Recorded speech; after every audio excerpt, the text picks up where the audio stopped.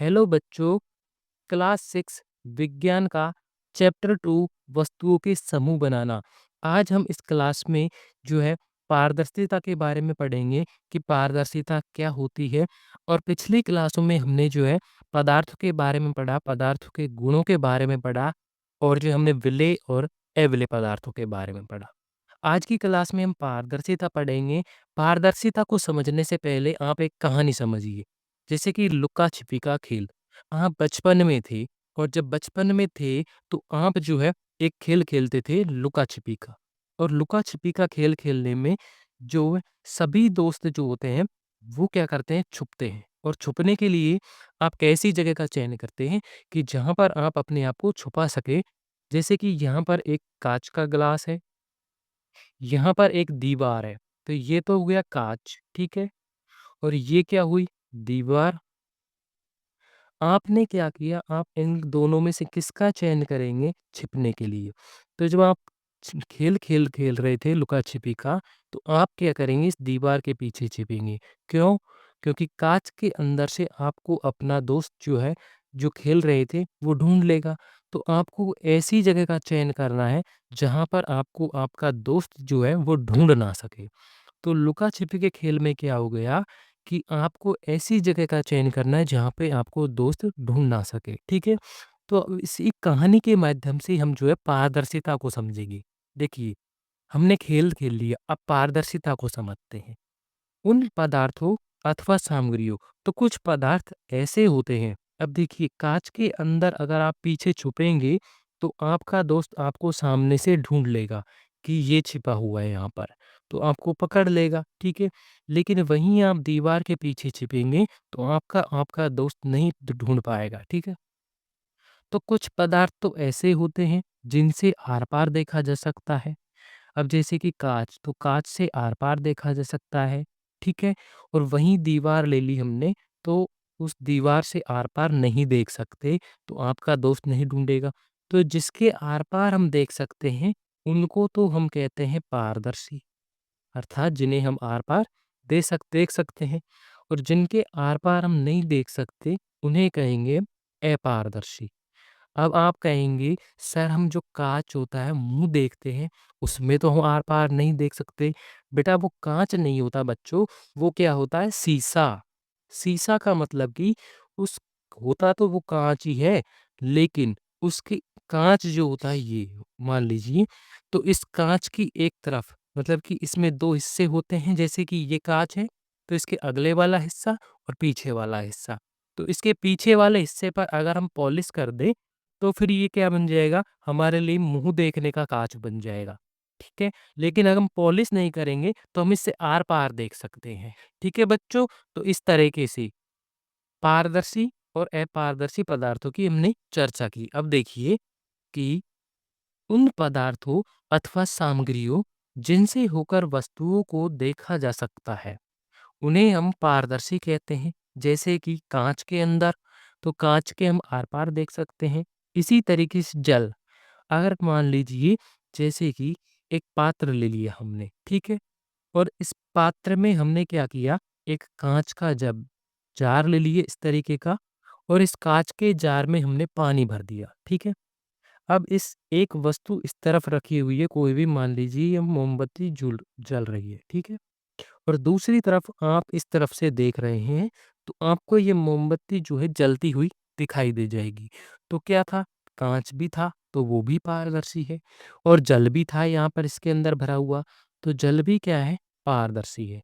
इसी तरीके से आपने देखा होगा, आप कहीं घूमने गए होंगे, तो आपने किसी म्यूज़ियम में देखा होगा या फिर आपने किसी साइंस लैब में देखा हो, विज्ञान के लैब में, तो वहाँ पे एक एक्वेरियम होता है। इस तरीके का एक काँच का पात्र होता है, ठीक है?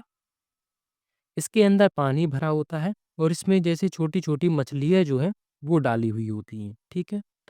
तो ये मछलियाँ जो होती हैं, हम जब बाहर से देखते हैं, तो हमें दिखाई दे जाती है। तो इसका मतलब कि काँच भी पारदर्शी है और जल भी पारदर्शी है, ठीक है? अब हम बात करते हैं वायु की, तो वायु कैसे पारदर्शी है?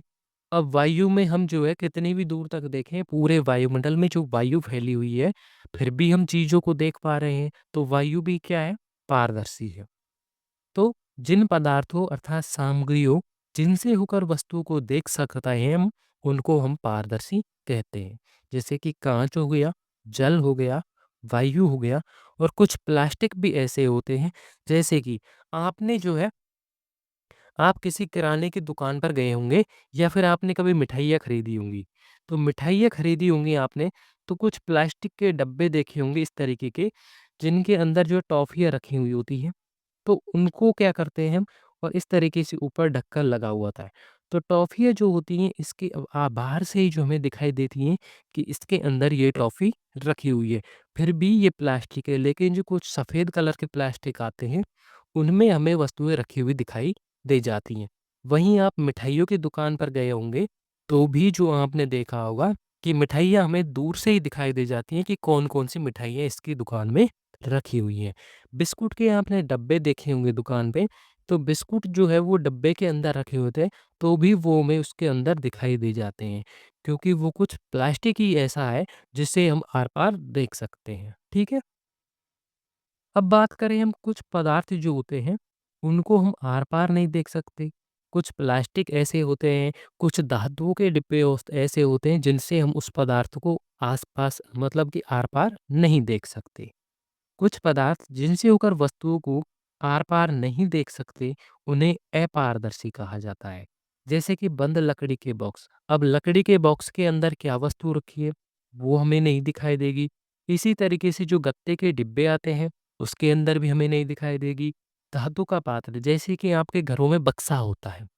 अब बक्से के अंदर आपने रख तो दी चीज़ें, जैसे कि आपने कोई और सामान रख दिया, अपने एक वस्त्र रख दिए या फिर आपने जो है बिस्तर रख दिए, लेकिन उस बक्से को ढक्कन को बंद करने के बाद आपको नहीं दिखाई देगा कि इसके अंदर क्या-क्या चीज़ें रखी हुई हैं।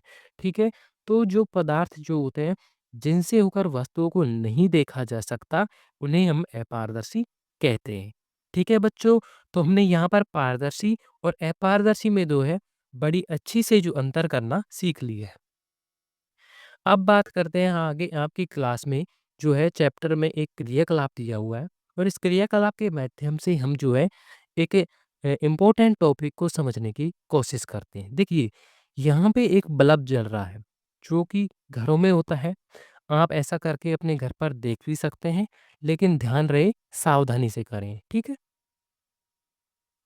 क्योंकि विद्युत की चीज़ों से आपको झटका लग सकता है, ठीक है? तो एक बल्ब लीजिए, जो आपके घरों में जलता है, वही बल्ब है यहाँ पर। आप क्या करेंगे, एक कागज़ लेंगे और पहले तो आप उस कागज़ से जो है ऐसे, ये कागज़ है, ठीक है? तो इस कागज़ से आप उसको जो है सीधे ही देखने की कोशिश करेंगे। कुछ इस तरीके से एक तरफ जो है आप बल्ब लगा लेंगे। बल्ब जो है होता है आपके घरों में लगा हुआ होता है, तो उस कागज़ में होकर के आपको बल्ब को देखना है, ठीक है? अब कागज़ में आर-पार होकर के आप बल्ब को देखेंगे, तो आपको जो है बल्ब का जो प्रकाश है, जो बल्ब की लाइट है, वो धुंधली दिखाई देगी, बहुत धुंधली। लेकिन अब इस कागज़ पर हम क्या कर रहे हैं, यहाँ पे हमने थोड़ा-सा जो या तो इस पर तेल लगा लिया, सरसों का तेल जो कि आम घरों में मिल जाता है सभी के घरों में, इतनी जगह पे होकर के, या फिर हमने इसमें जो घी, मक्खन होता है, उसको लगा लिया इस पर। अब उस घी या मक्खन लगाने के बाद में जिस हिस्से पर घी और मक्खन लगा हुआ है, उस हिस्से से होकर के आपको अपनी आँख से देखना है कि अब बल्ब का प्रकाश जो है कागज़ में होकर के कितना दिखाई देता है। तो जब पहले आपने देखा था उस पर घी मक्खन लगा नहीं था, तब की तुलना में जो है अब जो है बल्ब का प्रकाश जो है ज़्यादा दिखाई देगा। ठीक है? क्यों दिखाई देगा? क्योंकि मक्खन या तेल ने जो है लाइट को, जो कागज़ जो है उसको एक तरीके का माध्यम प्रदान कर दिया, जिससे कि उसके अंदर से जो है आपको प्रकाश दिखाई दे जाता है। तो मतलब कि पहले की तुलना में जो है मक्खन पे या तेल लगाने के बाद स्पष्ट दिखाई देता है। तो जब स्पष्ट दिखाई दे गया, मतलब कि स्पष्ट तो नहीं दिखाई दिया कि पूर्ण तरीके से बल्ब जलता हुआ दिखाई दे रहा है, लेकिन पहले जब अपने कागज़ पर मक्खन तेल नहीं लग रहा था, उसकी तुलना में स्पष्ट दिखाई दिया, ठीक है? तो ऐसे माध्यम जो बना, इस माध्यम को, इस पदार्थ जो बना, इसको हम पारभासी कहते हैं। पारभासी का मतलब कि ना तो पूर्ण रूप से दिखाई देता है और ना ही जो है पूर्णतः जो है जो है दिखाई देना बंद हो जाता है। जैसे कि धातु का पात्र था, अभी हमने देखा था। तो धातु के पात्र में जो है पूर्णतः दिखाई नहीं दे रहा था, लेकिन वहीं काँच के अंदर देखेंगे तो काँच के अंदर पूर्णतः वस्तु दिखाई दे रही थी रखी हुई, ठीक है? लेकिन इस पारभासी माध्यम में जो है वस्तु जो है हल्की-फुल्की दिखाई देती है, ना तो पूर्णतः दिखाई देना बंद होता है और ना ही पूर्णतः वस्तु दिखाई देती है, ठीक है? ऐसे पदार्थ जिनसे होकर वस्तु को देख तो सकते हैं, परंतु पूर्णतः स्पष्ट नहीं देख सकते, उन्हें पारभासी कहते हैं। जैसे कि हमने इस कागज पर मक्खन या तेल लगा करके इस कागज को जो है पारभासी माध्यम दिया, ठीक है? अब आप एक दूसरा उदाहरण ले सकते हैं, जैसे कि आपके घरों में मोबाइल होता है, तो आप उस मोबाइल में जैसे कि टॉर्च होती है, ठीक है? तो उस टॉर्च को जो है आप क्या करेंगे, जैसे कि ये मोबाइल है, ठीक है? इस मोबाइल में यहाँ पर एक टॉर्च होती है, तो आप क्या करेंगे अंधेरे कमरे में बिल्कुल अपने घर में जो बल्ब है कमरे का उसको बल्ब कर बंद कर देंगे और इस टॉर्च को जला लेंगे मोबाइल की को और इस मोबाइल की टॉर्च पर अपनी अंगुली इस तरीके से रख लेंगे। अंगुली रखेंगे आप तो देखेंगे कि आपकी अंगुली से भी होते हुए प्रकाश आ रहा है। जो टॉर्च जला रखी है उसका प्रकाश आ रहा है।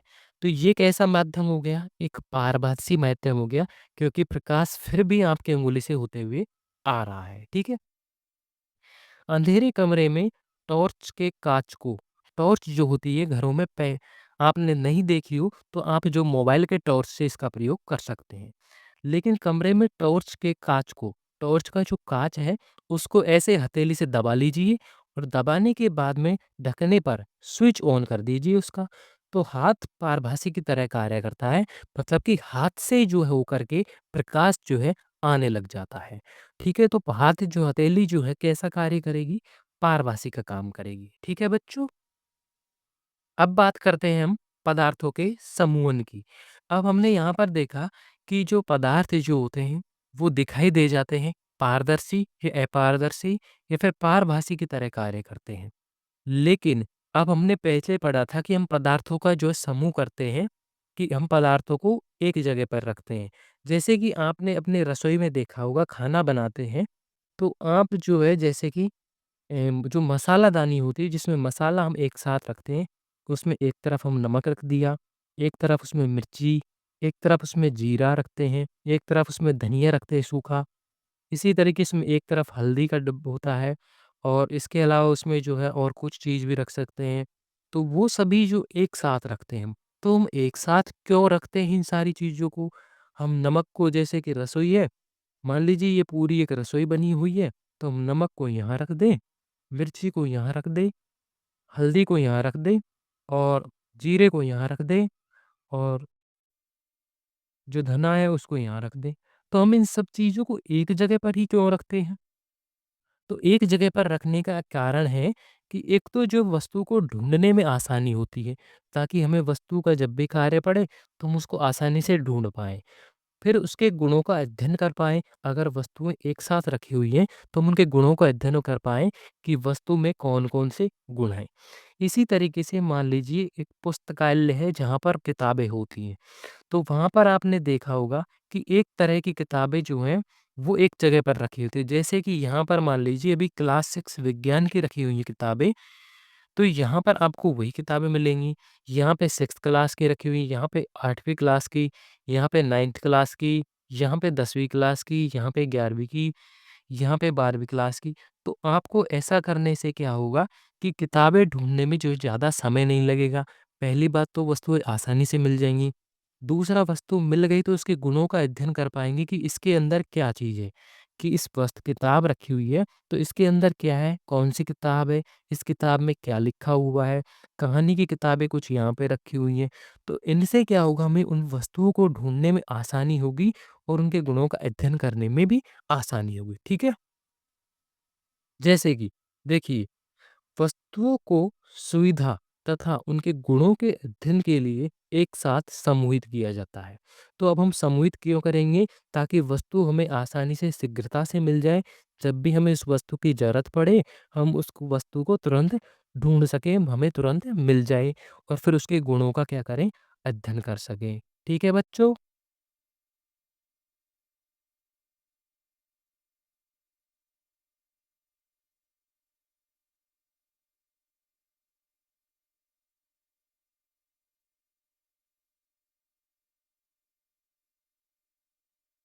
जैसे कि दैनिक जीवन में हम प्राय पदार्थों का जो है समूहन अपनी सुविधा के लिए करते हैं।